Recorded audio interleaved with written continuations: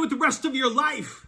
You know, it was October 28th, 1787. That's 237 years ago today.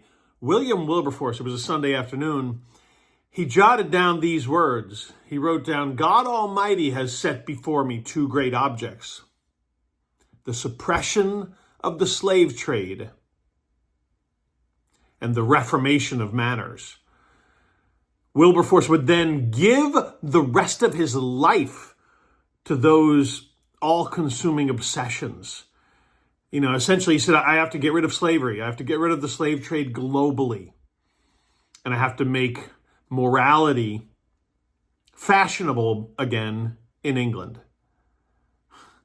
He wrote those words down on a Sunday afternoon after a conversation with one of his mentors. That mentor was John Newton.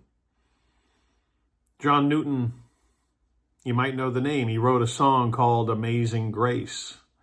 John Newton was a slave ship captain, and one day his slave ship was caught up in a storm and almost destroyed. The mast was broken, and it was tossed on the rough, storm-overwhelmed seas. And Newton thought he was going to die, and he writes this song: I once was lost, but now I'm found, was blind, but now I see. Amazing grace, how sweet the sound that saved a wretch like me. And John Newton, mentor, friend to William Wilberforce, in that conversation, he said, William, maybe you are exactly where you're supposed to be. See, William was debating what he was going to do with the rest of his life, and he was incredibly successful in politics, but he had this pull, he had this calling. He knew that he was supposed to do something that was bigger.